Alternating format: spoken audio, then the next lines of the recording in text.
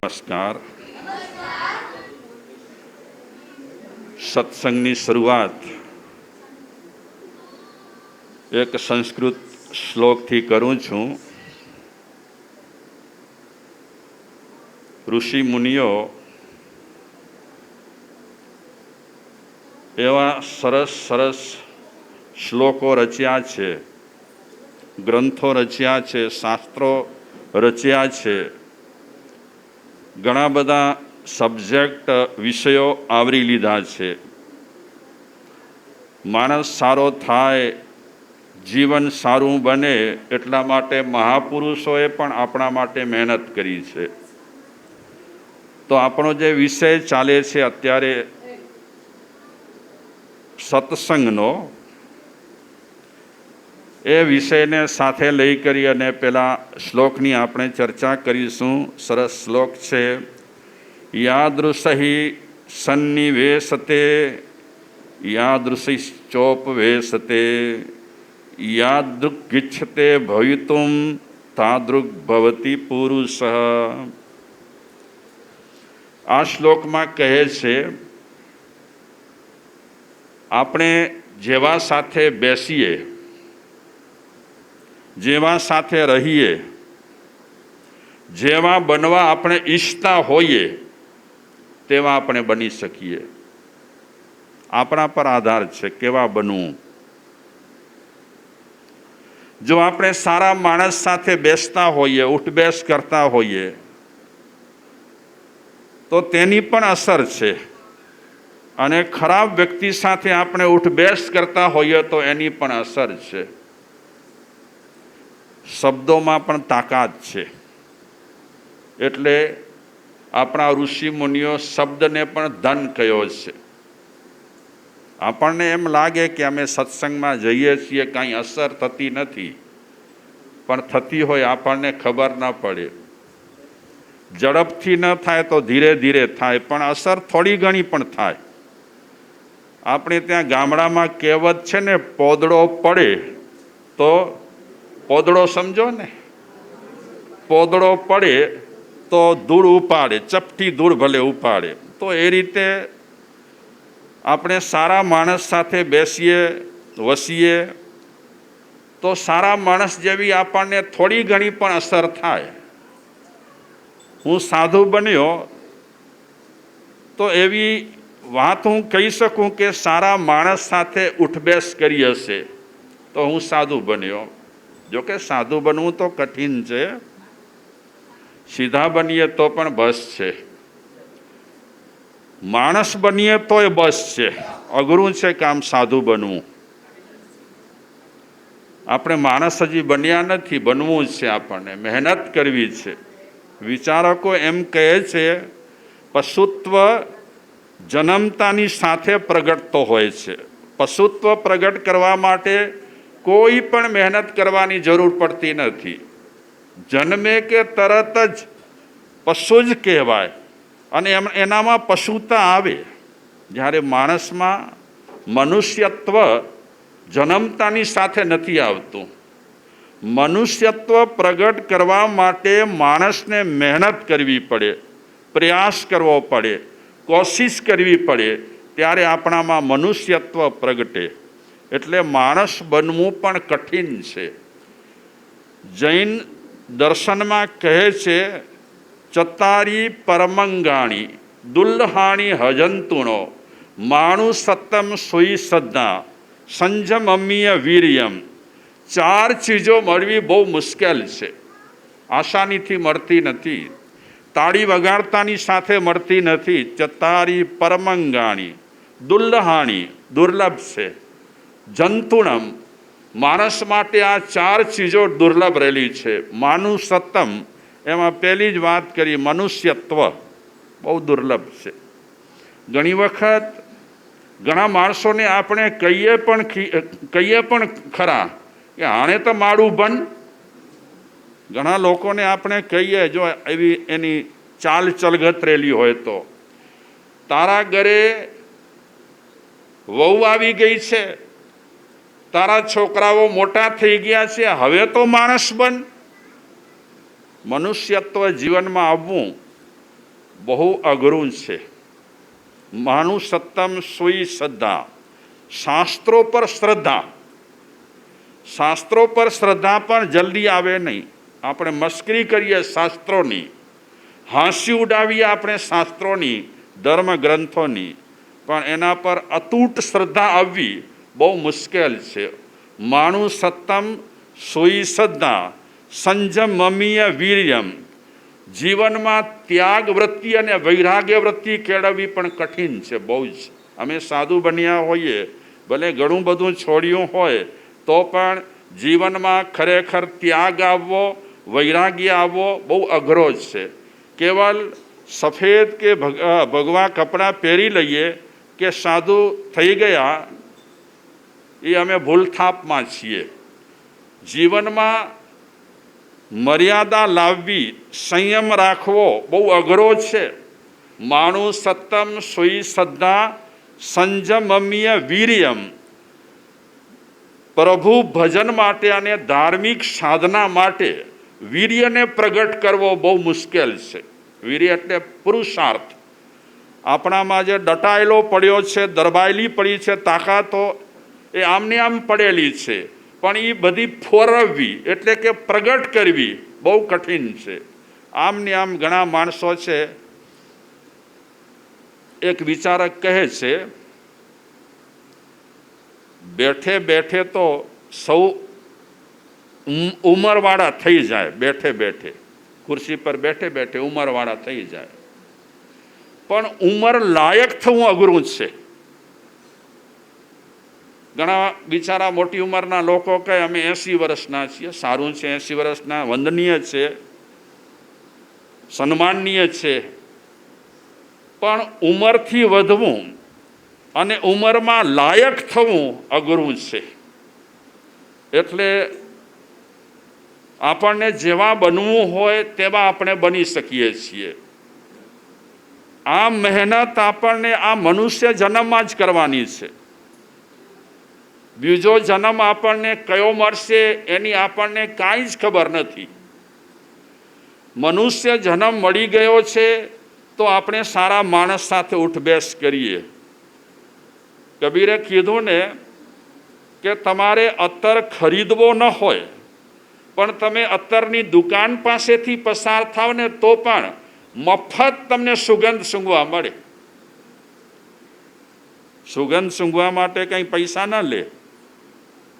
તમે જલેબીની સુગંધ સૂંઘો તો કંદોઈ કહે પૈસા દે, ને મારી જલેબીની સુગંધ સૂંઘી છે, ન લે. એ આમને આમ પસાર થઈ એટલે આપણા નાક પર જલેબીની સુગંધ આવી જાય. એ રીતે કબીરે અત્તરનો દાખલો આપ્યો કે અત્તરની દુકાન પાસેથી માણસ પસાર થાય તો પણ એને સુગંધ આવે મફત. એ રીતે આપણે સારા માણસ સાથે ઉઠબેસ કરીએ તો એ સારા માણસ સાથેની ઉઠબેસને કારણે આપણને નાવે નાવે નાવે તો પણ થોડા ઘણા પણ સંસ્કાર આવે, થોડી ઘણી પણ સુધબુધ આવે. માણસ પર આધાર છે. તો મેં કીધું માણસ બનવું તો અઘરું છે બહુ, તો સાધુ બનવું શું સહેલું છે? તમે આટલા બેઠેલા છો, હાથ ઊંચો કરજો, કોને સાધુ બનવું છે?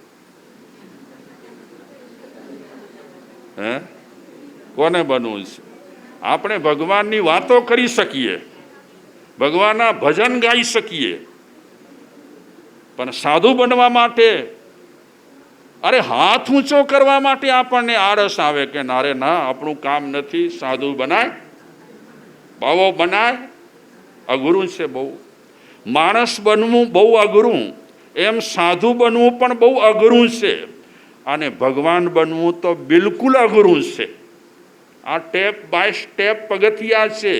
પહેલાં માણસ બનો, માણસ બન્યા પછી તમારામાં સાધુતા આવશે ગેરંટી, અને સાધુતા આવ્યા પછી તમારામાં ભગવત્તા તો આવશે જ, ભલે મોડી વહેલી આવે, પણ આ પગથિયા ચડવા પડશે. તો ફરી પૂછું તમને કે સાધુ જેમને બનવું હોય એ હાથ ઊંચા કરે. હસાય ખરું, હાથ ઊંચા ન થાય. અરે એમાં શું વાંધો છે? હમણાં તમે થોડા દીક્ષા લેવાના છો, હમણાં તમે થોડા સાધુ બનવાના છો. બહાદુર થઈ કરી અને હાથ ઊંચો કરવો જોઈએ. સાધુના વખાણ કરો. અમે મજાકમાં કહીએ ઘણી વખત કે સાધુ પાસે આવે ને લોકો 3 વખત પગે લાગે, વંદન કરે. તમારામાં સાષ્ટાંગ દંડવત હોય, અમારામાં પંચાંગ હોય, 5 અંગ નમાવે. અમે કહીએ તમે બીજાના સાધુઓને નમવા માટે તૈયાર છો, અગર એ ઠેકાણે તમારા ઘરનો તમારો કોઈ દીકરો સાધુ બને તો રાજી છો ને તમે? અમે બીજા સાધુઓને પગે લાગવા તૈયાર છીએ, પણ અમારા ઘરનો કોઈ ન હોવો જોઈએ. બરાબર? સાધુ પણ બહુ સારું છે, સાધુ બનવા જેવું છે, એટલું તો તમે કહો કમસે કમ. એ નહીં તો તમે વિચારો ભગવાન કેમ મળે? ભગવાનના તો આ માર્ગ રહેલા છે: માનવતા, સાધુતા, પછી ભાગવતતા. બહુ સાવ સીધું કામ છે. કબીરના ઘણા ભજનોમાં વાત આવે, કહત કબીર સુનો ભાઈ સાધુ. સાધુ એટલે કોણ? સાધુ એટલે કોણ? ઘણા ભજનોમાં આવે છે. ઠેક ઠેકાણે કબીરે કીધું, કહત કબીર સુનો ભાઈ સાધુ. સાધુ એટલે સારો માણસ. કાળા કપડાં પહેર્યા હોય, ભગવા કપડાં પહેર્યા હોય, સફેદ કપડાં પહેર્યા હોય, એ સાધુ. અને તમારા જેવા ચાલુ કપડાં પહેર્યા હોય એ સાધુ નહીં. અને સાધુ બનવા માટે રંગ સાથે કંઈ લેવા દેવા નથી. કારણ કે સાધુતા છે એ બહારનો વિષય નથી, સાધુતા અંદરનો વિષય છે. એ પ્રગટ થવી બહુ મુશ્કેલ છે. એટલે મહાપુરુષો આપણને કહે છે કે હંમેશા તમે સારાના સંગમાં રહો, સારા સાથે દોસ્તી કરો. તમે કદાચ સારી વાતોનું આચરણ નહીં કરી શકતા હો, એટલી તમારામાં કદાચ માની લો ક્ષમતા ન હોય, તો પણ સતત તમે સારા વ્યક્તિ પાસેથી સારી વાતો સાંભળશો, એની અસર જરૂર થાય જ. અમારી પાસે તો હજારો દાખલા છે. ઘણા લોકોના જીવન પરિવર્તન આમૂલચૂલ ન થયા હોય, પણ ઓછે વત્તે અંશે પણ જીવનમાં પરિવર્તન આવ્યું, એમાં હજારો દાખલા છે. એટલે આપણે સાંભળીએ છીએ, સારું છે. સાંભળવા પર પ્રીતિ રાખવાની અને સારા વ્યક્તિ સાથે સોબત કરવા માટે પણ હંમેશા જાગૃત રહેવું. મેં પહેલાં કીધું હતું કે તુલસીદાસજીએ કીધું કે મને ભગવાન બીજું કાંઈ નથી જોઈતું, કાંઈ જોઈતું નથી. મને સાહેબી પણ નથી જોઈતી, મને જાહો જલાલી પણ નથી જોઈતી. મને એક જ વાત ખપે છે, એ વસ્તુ તમારી પાસેથી હું માગું છું, એમ ભગવાને કીધું. ભગવાનને તુલસીદાસે કીધું, મોગર સત્સંગ નિષદીન બસો. મોગર સત્સંગ નિષદીન બસો. ઘર એટલે ઘર, જે આપણે અર્થ કરીએ તે. હંમેશા મારા ઘરે સત્સંગ રહેવું જોઈએ. સત્સંગ મેં પહેલાં કીધું હતું કે સત્સંગ મંદિરમાં જ થાય એવું નથી, જરૂરી નથી. ધર્મસ્થળમાં સત્સંગ થાય એ પણ જરૂરી નથી. સત્સંગ તમે ગમે તે ઠેકાણે બેઠેલા હો, જ્યારે સંસારની ચટણી વટાતી હોય ત્યારે એને કુસંગ કહેવાય, અને પરમાત્માની વાતો જ્યાં થતી હોય એને સત્સંગ કહેવાય. પછી સ્થળ ગમે તે હોય. ટોકીઝમાં સારી ચર્ચા ન થઈ શકે, ડાન્સ બારમાં સારી ચર્ચા ન થઈ શકે. અગર સારી ચર્ચા આવા સ્થળે પણ થતી હોય તો એમના માટે કુસંગ નથી, એમના માટે એ સત્સંગ છે. તો એ શ્લોકની થોડી આગળ ચર્ચા કરું. એક સંસ્કૃતમાં બીજો શ્લોક પણ છે, એનો સીધો હું ભાવાર્થ કરીશ. ગુણહીન સાથે સ્વર્ગમાં રહેવા કરતા ગુણહીન મિત્ર સાથે સ્વર્ગમાં રહેવા કરતા ગુણ સહિત શત્રુની સાથે નરકમાં રહેવું સારું. ગુણહીન વ્યક્તિ હોય, ગુણહીન મિત્ર રહેલો હોય અને સ્વર્ગ મળ્યો હોય તો એ ગુણહીન મિત્ર સ્વર્ગમાંથી પણ આપણને પટકાવી પાડે.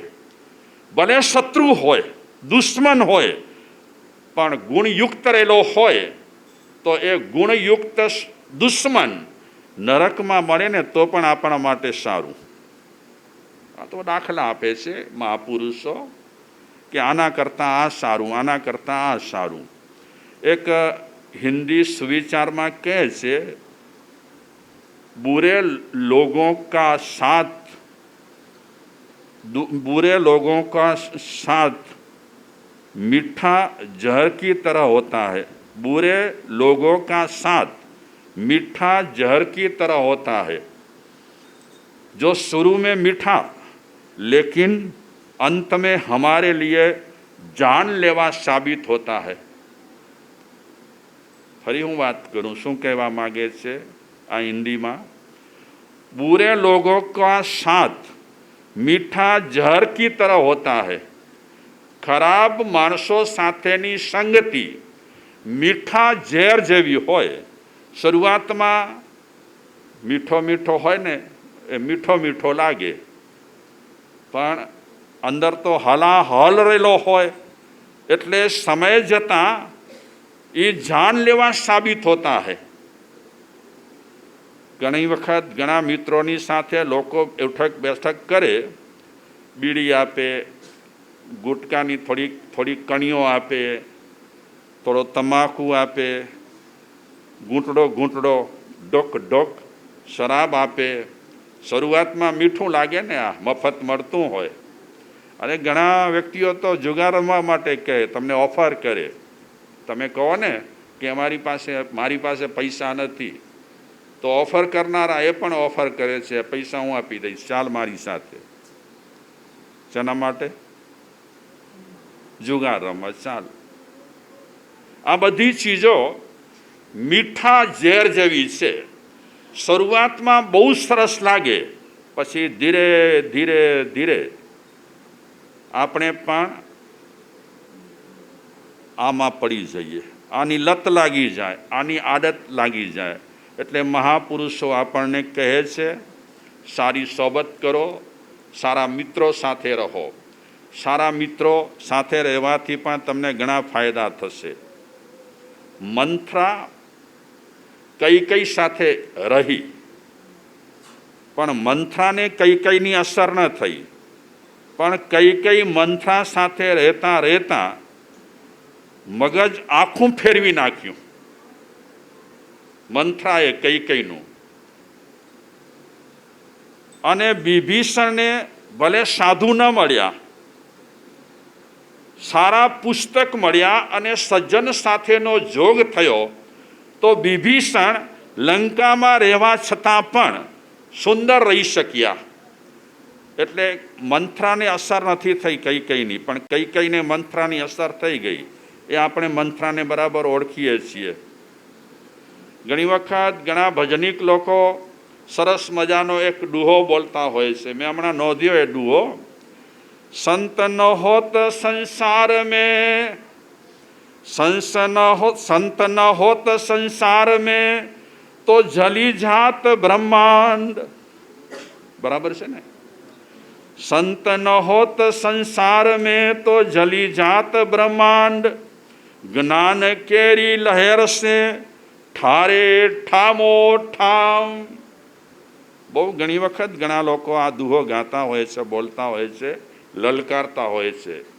સંતો એવા સંસારમાં છે, ઘણા સંતો છે. સંતો એક ખાલી પહેરેલે કપડે હોય, બાકી એનામાં સંતત્વ ન હોય. પણ ઘણા સંતો એટલા સુંદર હોય, અને સંતો હોય એની ખબર પડી જાય, રહેણી કેણીથી, બોલચાલથી પરખાઈ જાય. તો આ દુનિયામાં અત્યારે એવા સંતો ફરતા નહીં હોય ને, બેઠા હશે ને તો પણ એ જ્ઞાન પીરસતા હશે. સુંદર અનુભવ જ્ઞાન પીરસતા હશે અને એ અનુભવ જ્ઞાનને કારણે અને એ સંતોની હયાતીને કારણે આમ તો આખો જગત સળગેલો છે. એ સળગેલા જગતને આ સંતો ઠારે છે. જે સંતો છે આ જગતમાં, ગમે તે પંથના હોય, ગમે તે મતના હોય, ગમે તે ધર્મ પાળતા હોય, પણ સંતોનો પ્રભાવ આ કલિયુગમાં પણ અત્યારે છે. એમની બેઠક એક ઠેકાણે હશે પણ એમના વાઇબ્રેશન્સ ચારે તરફ ફેલાતા રહેતા હોય છે. તો એ સંતોને કારણે આપણે બધા કાંઈક પામીએ છીએ, કાંઈક મેળવીએ છીએ. અવતાર આપણને સારો મળ્યો, સોબત આપણે સારી કરીએ તો આપણા જીવન માટે સારું છે, આપણા પરિવાર માટે પણ સારું છે. સોબત જો ખરાબ હોય તો ઘણી વખત આપણી ગાડી પાટું ચૂકી જાય. મેં ગઈકાલે વાત કરી હતી કે બને ત્યાં સુધી યુવાનોએ 12-1 વાગ્યા સુધી રાતના વગર કારણે જાગવું ન જોઈએ. અગર સંસ્કાર ટકાવવા હોય તો ના પાડી છે. જૈન સાહિત્યમાં માર્ગાનુસારી કહી છે. માર્ગાનુસારી એમાં 35 સ્ટેપ છે. આ 35 સ્ટેપમાં માનવતા વ્યક્તિના જીવનમાં કેવી રીતે આવે એના માટે એક ટોપિક આપ્યો છે. એમાં એક વાત એ પણ કરી છે કે તમે તેની પાસે બેસો નહીં, સારા જનની સોબતમાં રહેવું સદા. આ એક વાત કરી છે.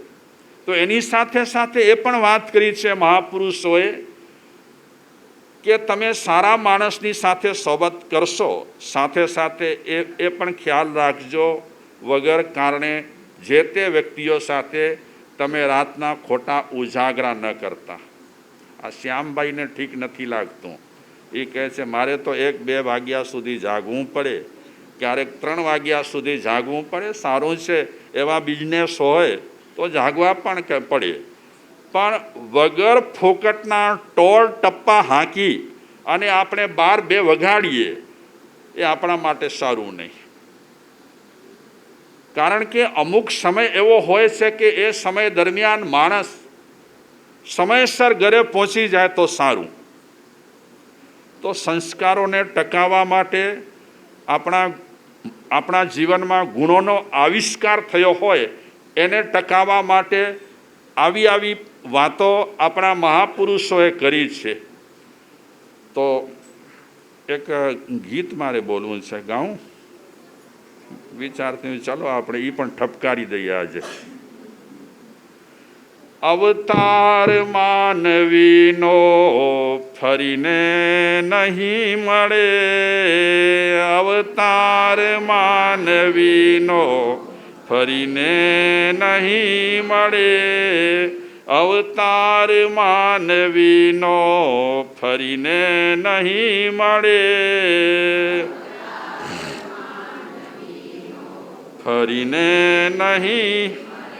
અવસર તરી જવાનો ફરીને નહીં મળે,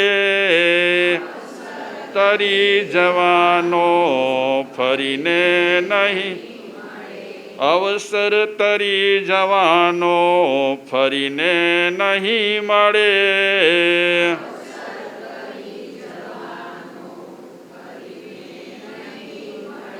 સુરલોકમાં એ ના મળે ભગવાન કોને, સુરલોકમાં ના મળે ભગવાન કોને. સુરલોક એટલે દેવલોક.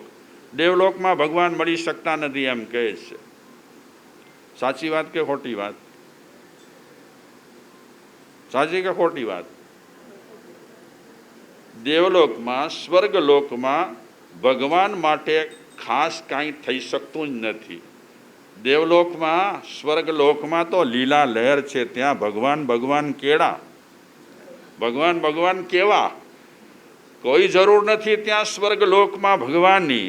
એટલે કવિ આ ગીતમાં કહે છે, સુરલોકમાં એ ના મળે ભગવાન કોને, અહીંયા પ્રભુ મળ્યા તે ફરીને નહીં મળે, અહીંયા પ્રભુ મળ્યા તે ફરીને નહીં મળે, અવતાર માનવીનો ફરીને નહીં મળે.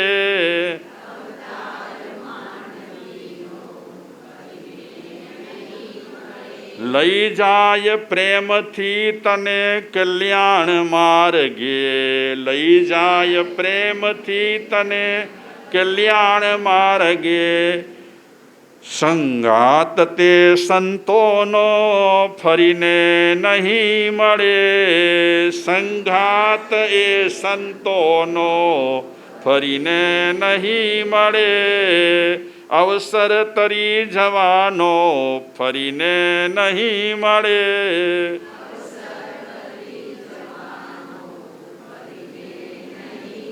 આપણને સૌને એક અવસર મળ્યો છે, આ અવતાર મળ્યો છે.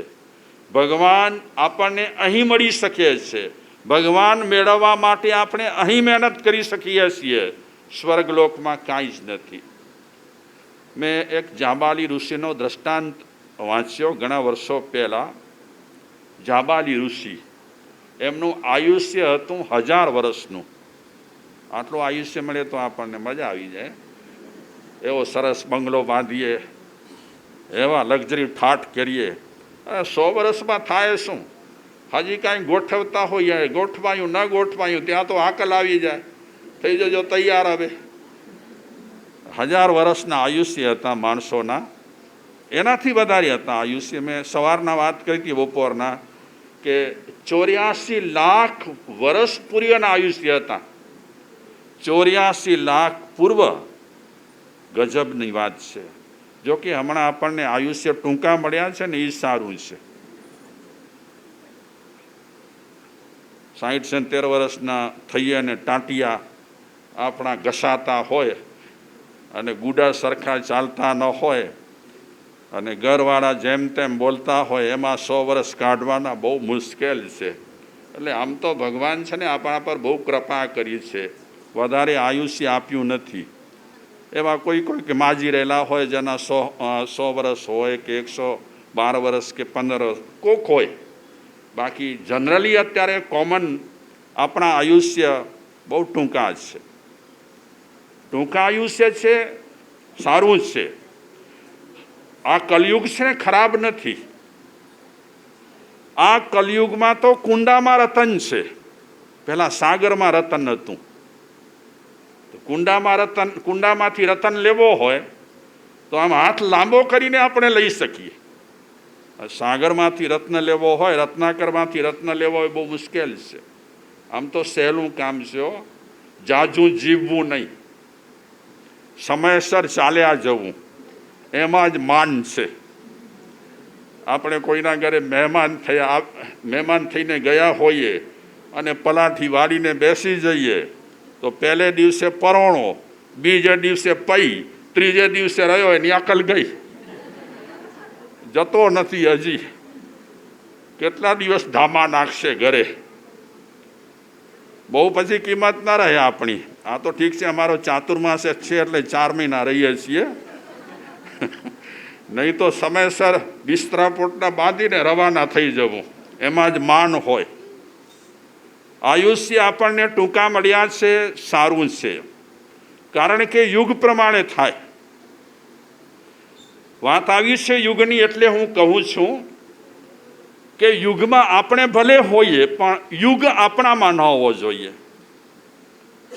આપણે યુગમાં હોઈએ તો કાંઈ વાંધો નહીં. હા, મારો એક સવાલ હતો નંદી માટે, તમે શોધ્યો ના શોધ્યો સવાલ? આવતું હતું? હે, હું ભૂલી ગયો. નંદી માટે મેં કીધું હતું કે એના પગ તમે જોયા કઈ જાતના છે, કઈ રીતના છે, કઈ રીતે ગોઠવ્યા છે? 3 આડા છે અને એક ઊભો છે. કેમ છે? મેં હમણાં વાંચ્યું, ભાવેશભાઈ, શિવ લીલામૃતમાં મેં વાંચ્યું.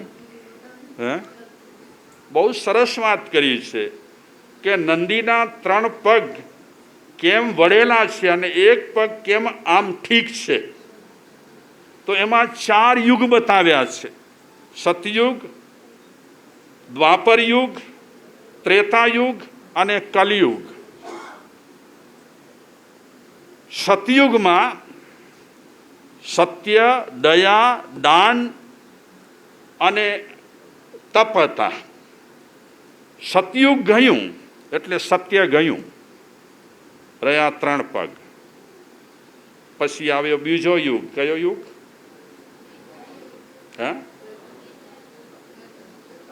પેલા ત્રેતા કે દ્વાપર? મને ખબર નથી. ત્રેતા. આ આપણા ભાવેશભાઈ છે ને, કથાકાર છે, મસ્કાના છે, આજે સમય લઈ કરી પધાર્યા છે. એમનો પણ આપણે થોડો લાભ લેશું.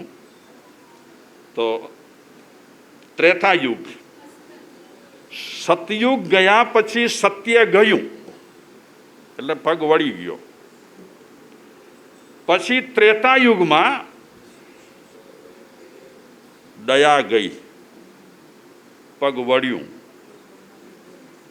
પછી આવ્યો દ્વાપર યુગ, તપનું પગ વળ્યું એટલે 3 પગ આવી રીતે વળી ગયા. હવે આ કળિયુગમાં એક જ વસ્તુ રહેલી છે, સત્ય નથી. હું કે તમે આપણે બધા ડગલે ને પગલે જૂઠું બોલીએ વગર કારણે, લેવા નહીં દેવા નહીં, એવા જૂઠા બોલીએ, એટલું જૂઠું બોલીએ, વાત ન પૂછો. મોબાઈલમાં પણ બેઠા હોઈએ મંદિરમાં અને સામેવાળાનો ફોન આવ્યો તો કંઈ હું રસ્તામાં જ છું, હમણાં જ આવું, અબ ઘડી આવું. રાહ જોઈને બેઠો હોય કે અબ ઘડિયાની ક્યારે થશે. ઘણી ઘડીઓ ગઈ, અબ ઘડી ન થઈ એની. માણસ બહુ જ જુઠ્ઠા બોલતો થઈ ગયો છે, કારણ કે સત્યનું પગ વળી ગયું. આજે સાચું બોલે ને એકદમ માણસ સહી પણ ન શક્યો. બહુ મુશ્કેલ છે.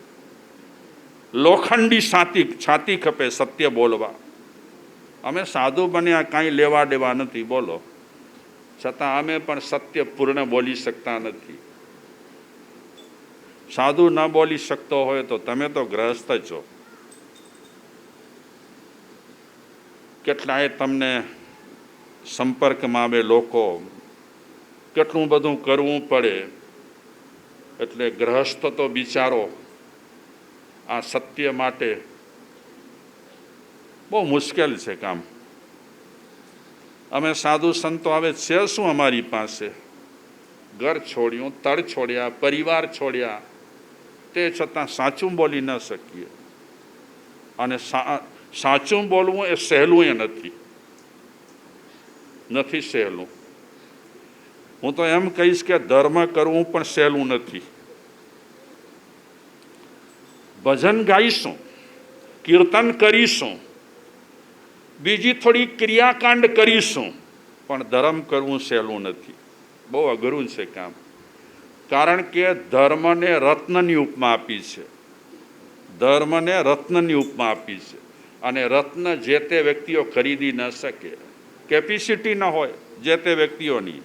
રત્ન તે જ ખરીદી શકે કે જેની પાસે બરાબર નાણો હોય. તો એ રીતે ધર્મ પણ જે તે વ્યક્તિ ન કરી શકે. એને એ ધર્મ રત્નને જીવનમાં ઉતારવા માટે એવી લાયકાત ખપે. લાયકાત વગર ધર્મ પણ આપણા જીવનમાં આવી શકતું નથી. પણ આપણે મનુષ્ય થયા છીએ તો ટ્રાય કરીએ છીએ, કોશિશ છે આપણી કે ચલો કોશિશ કરીએ. સંપૂર્ણ રીતે ધર્મ ના આવે, થોડે ઘણે અંશે પણ ધર્મ આવે તો બસ છે. તો અવતાર આપણને બહુ સારો મળ્યો છે. વાત હું કરતો હતો આનિયા નંદીની, કે ચોથું પગ એમનું જરાક ઊભેલું છે. બોધ આપે છે હો. નંદી તટસ્થ રીતે મહાદેવને નિર્મોહી થઈ કરી અને જોઈ રહ્યા છે. આ વાંચ્યા પછી મને લાગ્યું કે આમાં આધ્યાત્મિકતા કેટલી છુપાયેલી છે.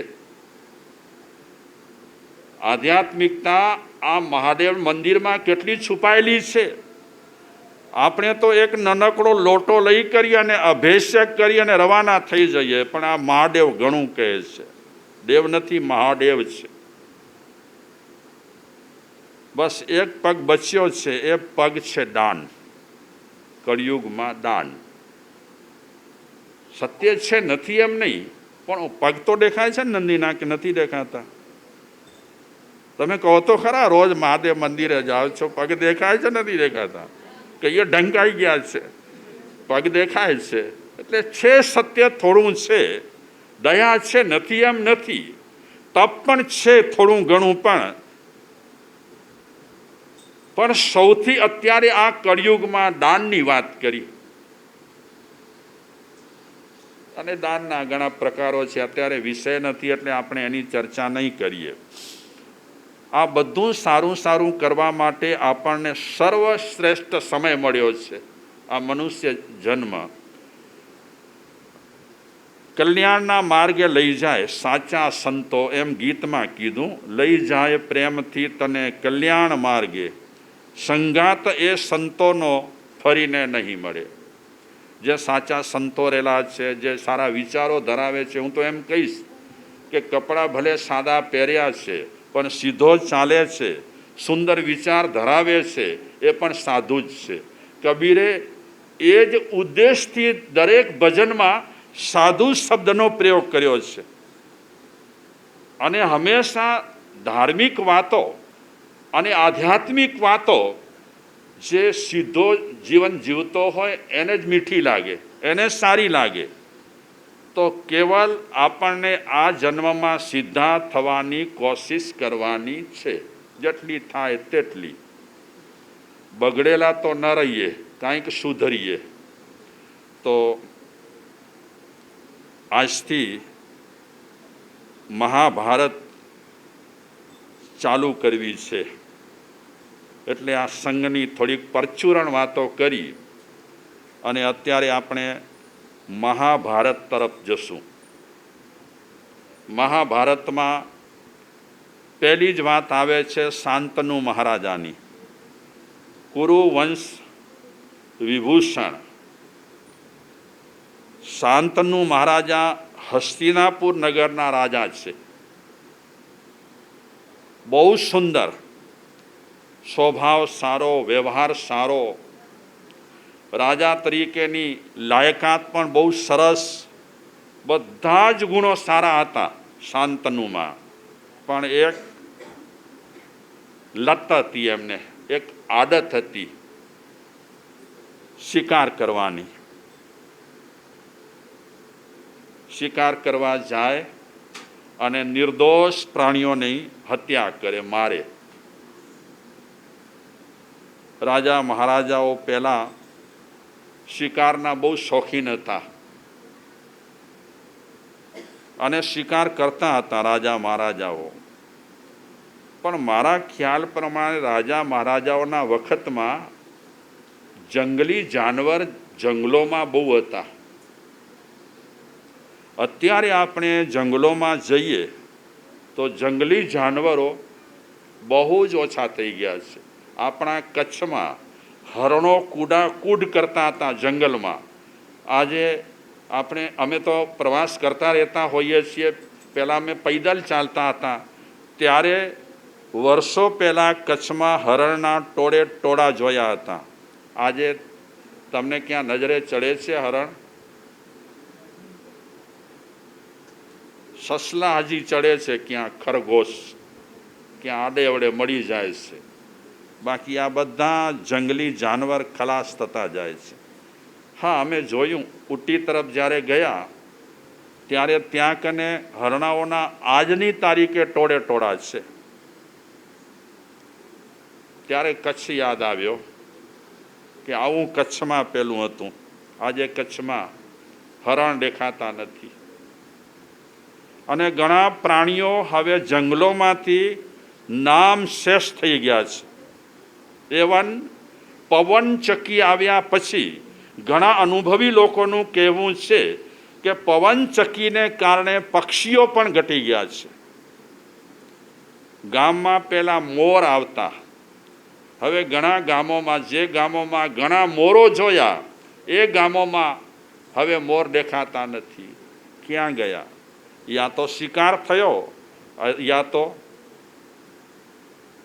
પવનચક્કીને કારણે ઘણા પક્ષીઓ ખલાસ થઈ ગયા છે. એટલે હિંસા તો દરેક ઠેકાણે થઈ રહી છે અને એના કારણે આવી રીતે જાનવરોની ખો પણ નીકળે છે. આપણે આર્ય દેશના છીએ, અહિંસાને આપણે પ્રાધાન્યતા આપી છે.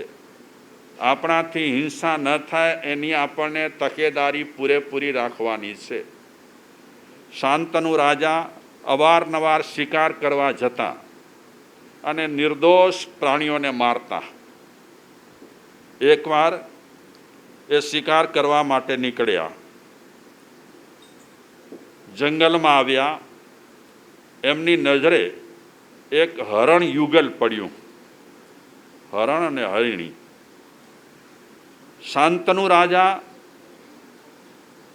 સરસંધાન કર્યું, નિશાન તાક્યું, પણ નિશાન તાકે એનાથી પહેલા એ હરણ યુગલ સમજી ગયો કે કોઈક શિકારી આવ્યો છે. જાન બચાવવા માટે એ હરણ યુગલ કુડાકૂદ કરી અને ભાગવા લાગ્યો. આપણા વાઇબ્રેશન્સ હોય છે, આપણા શરીરમાંથી નીકળે. પક્ષીઓ તરત જ પકડી લે આપણા વાઇબ્રેશન્સ. અગર આપણામાં દયા હોય, અનુકંપા હોય, કરુણા હોય, પ્રેમ હોય તો પક્ષીઓ આપણી પાસે આવે. પણ આપણા વાઇબ્રેશન્સ સારા ન હોય, આપણા વાઇબ્રેશન્સ ગંડારેલા હોય તો પક્ષીઓ, જાનવરો પણ આપણી બાજુમાં આવે નહીં. માધાપર ગામમાં એક ભાઈ હતા, તમને કોઈને ખ્યાલ હોય તો. એ ભાઈ પાસે ઘણા જ પક્ષીઓ આવતા. કાગડા આવે તો કાગડા જ આવે, કબૂતર આવે તો કબૂતર જ આવે, અને જાનવરોને ખાવાનું આપે તો એ જ જાનવરો આવે. તો એક વખતે એની મુલાકાત થઈ તો એણે કીધું, મહારાજ શ્રી, આવું કેમ મારા માટે? પક્ષીઓ એકઠા થાય, જાનવરો એકઠા થાય, કોઈ ડરે નહીં. કોઈ મારા માથા પર બેસે, કોઈ મારા હાથમાં બેસે, કોઈ મારા ખભા પર બેસે, કોઈ ડરે નહીં. તો અમે કીધું, યા તો તમે મેલી વિદ્યાના સાધક હો, યા તો તમારામાં કરુણા, અનુકંપા, દયાના વાઇબ્રેશન્સ એવા સોલિડ હોય કે જેના કારણે એ પશુઓ ખેંચાઈને આવે. આપણા ઋષિ મુનિઓ જંગલોમાં રહેતા ત્યારે એમની આજુબાજુ હરણ પણ બેઠેલું હોય, સિંહ પણ બેઠેલું હોય, વાઘ પણ બેઠેલો હોય, અને તે સમયમાં એ હિંસક વૃત્તિ ભૂલી ગયા હોય. એનું કારણ કે એ સાધુ ઋષિ મુનિઓના એવા વાઇબ્રેશન્સ હોય પ્રેમના. એ પ્રેમના વાઇબ્રેશન્સને કારણે હિંસક વૃત્તિ એ જાનવરો ભૂલી જતા હોય. એટલે આ રીતે બધા બેઠેલા હોય. હમણાં કેટલાક વર્ષો પહેલાં એક શાંતિશ્રી મહારાજ થઈ ગયા. એ શાંતિશ્રી મહારાજ આબુના પહાડોમાં પણ રહેતા હતા અને એના સ્થાનો પણ છે. એ શાંતિશ્રી મહારાજ જ્યારે ધ્યાન ધરતા ત્યારે એમની આસપાસ વાઘ, ચિત્તો, સિંહ, હરણ, બકરી બધા પાસમાં બેસી જતા. તેટલા સમય સુધી હિંસક વૃત્તિ એમનામાં રહેતી નહીં. તો મારામાં પણ વાઇબ્રેશન્સ છે, આપ સૌનામાં પણ વાઇબ્રેશન્સ છે. અગર હું સારું વિચારું છું આપ સૌના માટે તો એની અસર આપને થાય છે. તમે મારા માટે કંઈક વિચારો છો તો આપના વિચારોની અસર મને પણ થાય છે. તમે આટલા બધા સત્સંગમાં આવતા હો, કેટલા વાઇબ્રેશન સારા કહેવાય, કેટલા અણુપરમાણુ સારા કહેવાય. આપ સૌના પવિત્ર પગલાં થાય, જબરદસ્ત એક વાત કહેવાય. અને અત્યારે તમે જ્યારે સત્સંગમાં આવ્યા છો ત્યારે તમારા મનમાં નહીં હોય તો પણ થોડા ઘણા પણ સત્સંગના વિચારો તો હશે જ. આ બચ્ચાઓ ભલે રમે, એને છૂટ આપી છે, પણ આવે છે નવી વાત છે, સારી વાત છે. એ બચ્ચાઓ ભલે રમે છે, ભલે ઉલારે છે પેલા ટોકન, પણ એ બચ્ચાઓનું ધ્યાન વ્યાખ્યાનમાં છે હો. આ બચ્ચાઓ ધ્યાન બહુ વ્યાખ્યાનમાં રાખે છે. સત્સંગ પૂરું થયા પછી એમને પૂછવામાં આવે ને તમે કઈ સ્ટોરી સાંભળી, તો એ બચ્ચા તમારા કરતાં પણ વિશેષ રીતે કરડ થઈને એ વાર્તા કહી દેશે. એટલે એમ ન માનતા કે બચ્ચા રમત કરે છે, તોફાન નથી કરતા. અને બચ્ચા તોફાન ન કરે તો કોણ તોફાન કરે? હા, આપણે મોટા માણસો તોફાન કરીએ તો સારા લાગીએ, છતાં આપણે તોફાન કર્યા વગર શ્યામભાઈ રહીએ છીએ. હા, ઠૂંઠો એકબીજાને મારતા રહીએ છીએ ને, તો બચ્ચાઓ બિચારા મસ્તી કરે છે, કરવા દો. સાંભળવા આવે છે, બહુ સરસ વાત રહેલી છે, એમના પણ વાઇબ્રેશન્સ છે, બચ્ચાઓના પણ બહુ સરસ વાઇબ્રેશન છે. ઘણા હવે બચ્ચા છોકરાઓ, દીકરીઓ, દીકરા શું કહે છે, મારા સાહેબ અમે પણ ભજન ગાશું, અમે પણ ભજન ગાશું. મારા ખ્યાલ પ્રમાણે હવે જ્ઞાનબાને પાછળ મૂકી દેશે. હા, એવા જપાજપી કરે છે. અમારા વિશ્વા બેન એ કહે છે મારે હવે ભજન ગાવું છે, આ નહીં ને આ નહીં ને આ. અને પેલો શું નામ અમારા બાપુ, એ બાપુ કહે છે મારે ભજન ગાવું છે, ગાઓ બાપા. છોકરાઓ થોડી મસ્તી કરે એમાં કાંઈ વાંધો. હા હા, પણ આવું આટલું કરે છે, બહુ સરસ વાત છે હો. અને વ્યાખ્યાનો કે સત્સંગ આપણે કેટલા સાંભળ્યા પછી ઈ ના ઈ. આ છોકરાઓ માટે આપણે કે એ ડખો ન કર, અમે તો કહીએ સત્સંગમાં રમો બાપા રમો, પ્રેમથી રમો, આવો છો બેસો છો, ઘણી વાત છે, મોટી છે.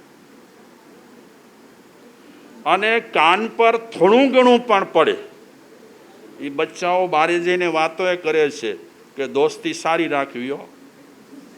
મહારાજ શ્રી સમજાવતા હતા ખરાબ ફ્રેન્ડ બનાવવા નહીં.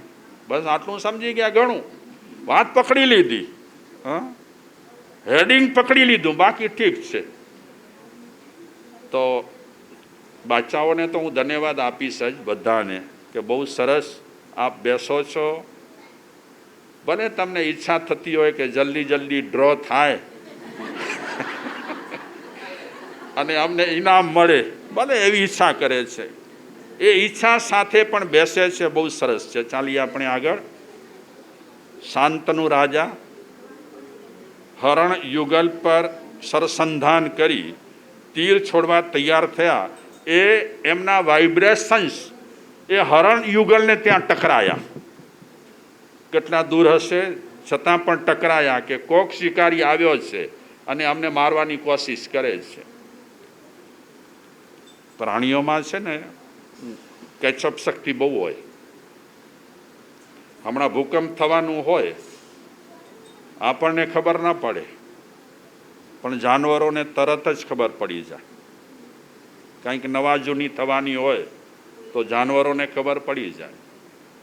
પાંચ બેઠા હું પલાઠી વારીને, હે, પણ જાનવરો તમે જોયું ભૂકંપમાં જે છૂટા હતા એ કેટલા ભાગમ ભાગ કરી. ખબર પડી ગઈ એ લોકોને, સંકેત મળી ગયો કાંઈક થવાનું છે, દોડાદોડી કરી, જાન બચાવવા માટે કોશિશ કરી. તો અહીં પણ શાંતનુ રાજા શિકાર કરવા આવ્યા છે, એના વાઇબ્રેશન્સ ત્યાં અથડાયા અને એ હરણી ભાગ્યા. એની પાછળ ઘોડા પર બેઠેલા એ શાંતનુ દોડે છે, ઘોડાને દોડાવે છે. આ તો ચપળ ગતિવાળા કહેવાય. હરણ બહુ ચપળ ગતિ હોય એમની. પાછળ પડ્યા પણ એ હરણ ગાયબ થઈ ગયા. ક્યાં ચાલ્યા ગયા, ક્યાં છુપાઈ ગયા, ખબર ન પડી. શાંતનુ બેબાકડા થઈ ચારે બાજુ નજર કરી, તપાસ કરી, શોધ્યા, ન મળ્યા. પણ એક કામ બહુ સારું થયું શાંતનું, અહીં સુધી ખેંચાયા ને. કુદરત ક્યારેક દુઃખી કરીને પણ સારું કરે. કુદરત ક્યારેક નુકસાની કરીને પણ ફાયદો કરે. કુદરત આપણે જાણતા ન હોઈએ એટલે અફસોસ કરીએ, આ થવું જોઈતું ન હતું, થઈ ગયું. પણ થોડા સમય પછી શુભ સમાચાર મળે. કુદરતે કાંઈ ગોઠવી રાખ્યું છે. આપણે એટલા તીવ્ર જ્ઞાની નથી કે કહી શકીએ. તો બન્યું એવું કે શાંતનુ જરાક આગળ ગયા તો એક સરસ આશ્રમ દેખાયો, સરસ બગીચો દેખાયો, ફળ ફૂલોથી લચકતો, અને બગીચો પણ એટલો રળિયામણો સુંદર. એ રાજા વિચારે છે, આવા ગાઢ જંગલમાં આવો સરસ બગીચો, કોણ રહેતું હશે એમાં? અંદર ગયા બગીચામાં, જરાક આગળ વધ્યા, ઓહો હો, રૂપની અંબાર એક કન્યા બેઠેલી હતી. કુદરત આ રાજાને અહીં સુધી ખેંચી લાવી છે હરણના બહાને. રૂપની અંબાર કન્યા આવા જંગલમાં, અને આવી રીતે વનરાજી વિકસાવી કરી અને રહે છે. ઓહો, નજીક જવા લાગ્યો. જેમ નજીક જતો જાય છે તેમ તેમ એ રાજા વિચારે છે, પેલી કન્યા શું ઇન્દ્રાણી છે? પેલી કન્યા શું અપ્સરા છે? પેલી કન્યા કોઈ પરી છે? પેલી કન્યા કોઈક દેવી છે? આવી રૂપવાન કન્યા કોઈ પુરુષ નથી દેખાતો આજુબાજુ ક્યાંય. કોણ હશે એ કન્યા? રાજા જ્યારે નજીક જશે, એકદમ નજીક જશે, ત્યારે આ રૂપવાન જે કન્યા રહેલી છે એની એક સખી, બહેનપણી, ફ્રેન્ડ, એને ખબર પડશે કે સામે કોઈક પુરુષ આવે છે, અને પહેરવેશ પરથી એ પહેચાની ગઈ કે સામાન્ય પુરુષ નથી, કોઈક રાજા છે. એટલે તરત જ એની બહેનપણી પેલી કન્યાને ચેતવે છે કે કોક પદવીધારી વ્યક્તિ આવે છે, તો આપણે એમનો સ્વાગત કરીએ. આપણી આર્ય સંસ્કૃતિ હતી, કોઈ પણ આવે એનું સ્વાગત કરવું. આ બધી સંસ્કૃતિ ગામડામાં જળવાયો, શહેરમાં નહીં. મેં પહેલાં કીધું હતું, સંસ્કૃતિ જાળવવામાં મોટામાં મોટો ફાળો હોય તો ગામડાઓનો છે, શહેરોનો નહીં. આજની તારીખે પણ ગામડાવાળાઓએ સંસ્કૃતિને અકબંધ રાખી છે, ભલે થોડી ઘણી પણ રાખી છે અકબંધ. અને તહેવારો પણ તમે એકદમ મનથી બનાવો છો, ચીલા ચાલુ નહીં. સારું છે. શહેરમાં તો બધું આર્ટિફિશિયલ થઈ ગયું છે, ચીલા ચાલુ. અને હું જાઉં છું 10 દિવસથી અહીંયા, કાંઈ પણ કામકાજ હોય છે ત્યારે કોઈ પણ ભાઈ તરત જ આવી જાય છે અને તરત જ કામમાં લાગી જાય છે, પોતે જાતે કામ કરે છે. આ ગામડામાં બધું જોવા મળે. શહેરમાં તો શું, કોકને કહી દે કરી ગનજ, કરી લેજે, થાય તે લઈ લેજે, કરી લેજે, ને થાય તે લઈ લેજે, બસ પતી ગયું. ગામડાવાળા હજી પણ ભલે પૈસાદાર હોય તો પણ કામમાં જોતરાઈ જાય. અને આ રીતે તમે જન્માષ્ટમી, રક્ષાબંધન વગેરે તહેવારો કેટલા સરસ રીતે ઉજવો છો. ગામડાનો સિંહ ફાળો છે સંસ્કૃતિ જાળવવામાં. શાંતનુ રાજા નજીક પહોંચ્યા એટલે મૂળ જે કન્યા હતી રૂડી રૂપાળી, એ ઊભી થઈ.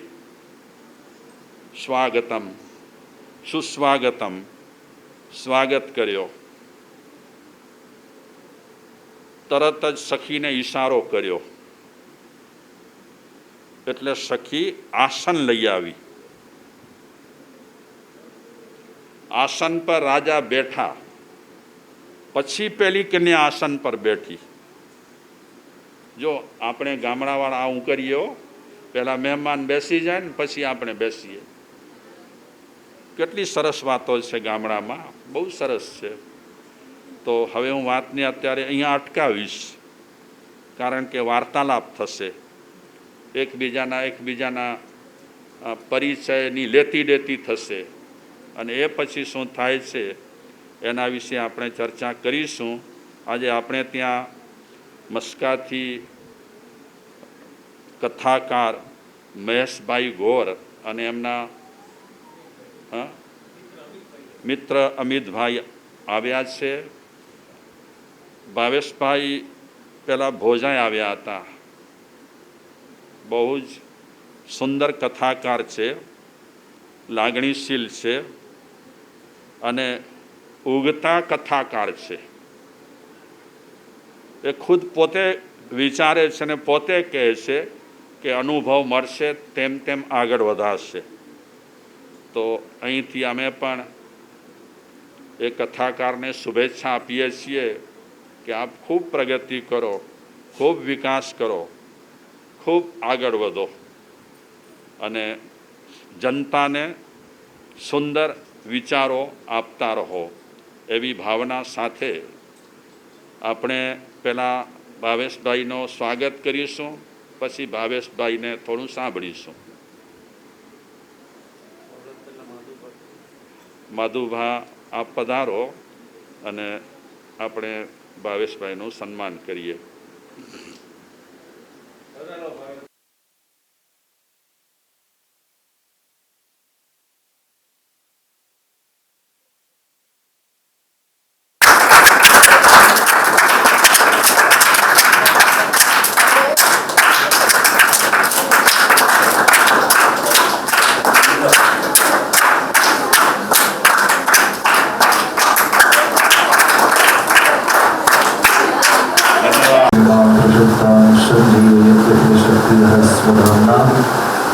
अन्य सहस्रचरण श्रवण नमो भगवते पुरुषाय तुभ्यं.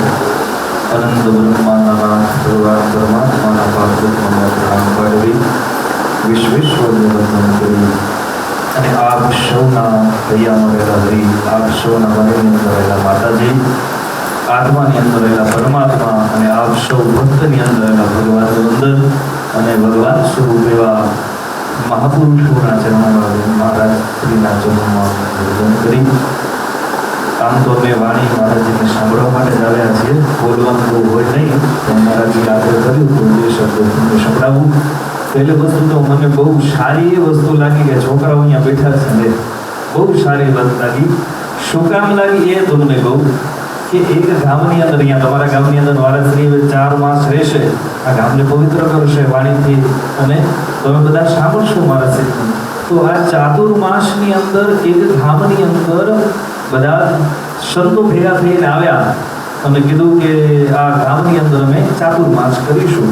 ચાતુર્માસની અંદર પ્રારંભ થયો, બ્રાહ્મણનું ઘર, એની અંદર સંતો બધા આવ્યા અને સંતો સાંજે રાત્ર થાય એટલે બધા આવી રીતે સત્સંગ, તમારા ગામમાં બધા જો ભેગા થયા છો ને તમે, એવી રીતે ગામની અંદર બધા જ ભેગા થઈ અને ભગવાનની ચર્ચાઓ થાય, ભગવાનની વાતો થાય. બપોરનો સમય હોય ત્યારે પણ ભગવાનની વાતો થાય. તો એની અંદર મહારાજ સાહેબની જે સેવા શુશ્રૂષા કરતા હતા, બધું સાફ સફાઈ વગેરે કરી જે બેન રહેતા હતા, એ પણ બ્રાહ્મણ પરિવારવાળા, પણ બીજા બહુ ગરીબ હતા. એનો એક ને એક દીકરો, એકનો એક દીકરો એ માં સાથે આવે કે માં તું ફટાકઈ નહીં તાવડા બેઠો ઊંધો, તું ઝાડુ લગાઈ નહીં તાવડા બેઠો ઊંધો. તો એની માં સાથે આવે, બિચારો પિતા નહોતા, એક ને એક દીકરો ચિરંજીવી, એ માં સાથે આવે અને રોજ બીજો તો કાંઈ ખબર ન પડે, નાનકડો દીકરો શું ખબર પડે, રમવાની બાબત હોય ને બીજી શું ખબર પડે, પણ આમ સત્સંગ થાય ને એટલે બધા બેઠા હોય એટલે એ પણ નીચે બેસી જાય. રોજ સત્સંગ સાંભળે, રોજ સત્સંગ સાંભળે અને ધીમે ધીમે રસ પડવા લાગ્યું કે આજે સંતોએ આ વાત કરી, આ ચર્ચા કરી, આ કથા સંભળાવી, કાલે ફરી પાછો અહીંયાથી અહીંયા મહારાજ શ્રી અહીંયા બ્રેક લગાવ્યું છે, કાલે ફરી પાછો અહીંયાથી કથા પ્રારંભ થશે, એમ કરીને ઇન્ટરેસ્ટ જાગ્યો અને કરતા કરતા 4 મહિના સુધી એણે સત્સંગ સાંભળ્યો. સાંભળવાથી શું પ્રાપ્ત થાય? 4 મહિના એ સત્સંગ સાંભળ્યો અને પછી ચાતુર્માસ પૂરું થયું એટલે જવાના હતા સંતો. તો એ નાનકડો દીકરો 5 વર્ષનો એ કહે કે મને છે ને તમારી સાથે લઈ ચાલો ને, આ હવે આ માયા છે ને એમાં નથી રહેવું, આ જગતની અંદર નથી રહેવું, કારણ કે જગતનું નામ જ દુઃખાલય છે, આ દુઃખ સિવાય કાંઈ ન મળે. તો આ મને આ સંસારની અંદર નથી રહેવું, મને તમારી સાથે લઈ ચાલો ને. તો સંતોએ કીધું બેટા તું બહુ નાનકડો છો અને તારી માનો એકનો એક દીકરો છો, જો તું મારી સાથે ચાલીશ તો તારી માનું શું થશે? તો એમ કે મને એવું કંઈ ભગવાન સુધી પહોંચાડવા માટે કંઈક એવો રસ્તો બતાવો, કોઈ માર્ગ બતાવો કે હવે આમ જગતની અંદર નથી રહેવું, જગદીશ્વરમાં હવે મન ફરવું છે.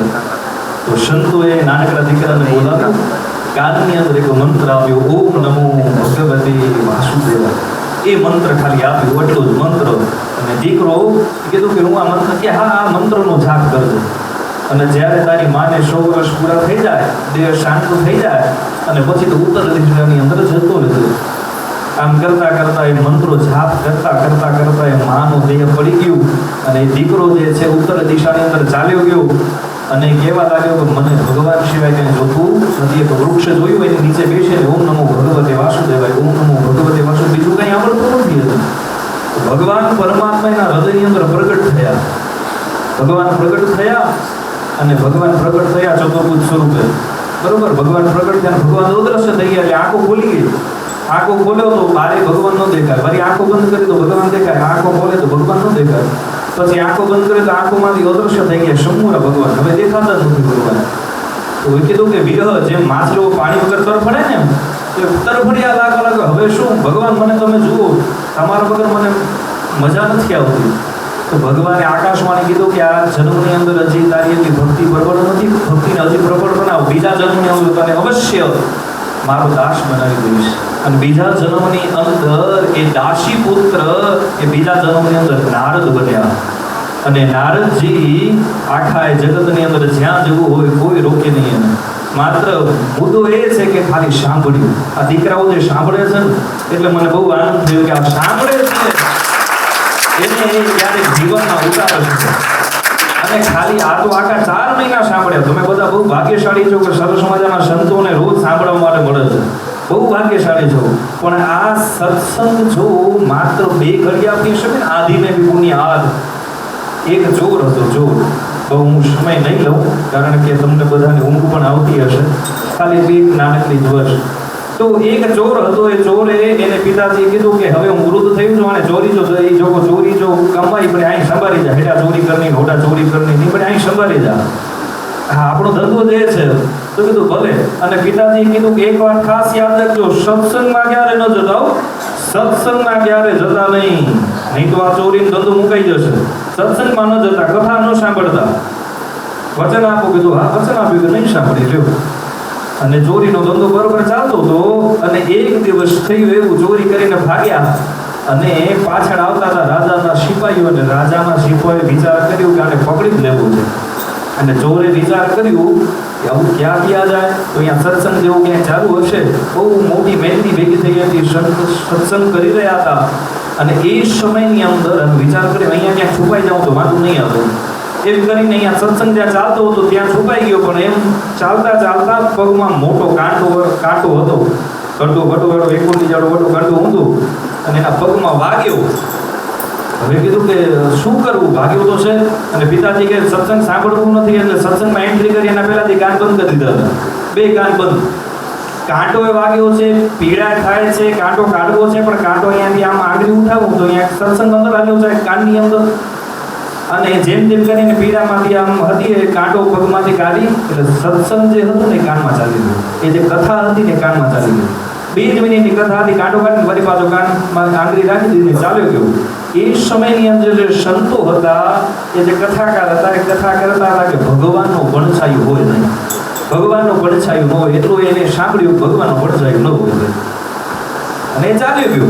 અને વળી પાછું બીજે ક્યાંક ચોરી કરી હશે ને, જ્યાં એક મોટો એક જંગલની અંદર એક માતાજીનું મંદિર હતું, બધા ચોરો ભેગા થયા, બધું આટલું હી ટોજો બધું વેચણી કરે.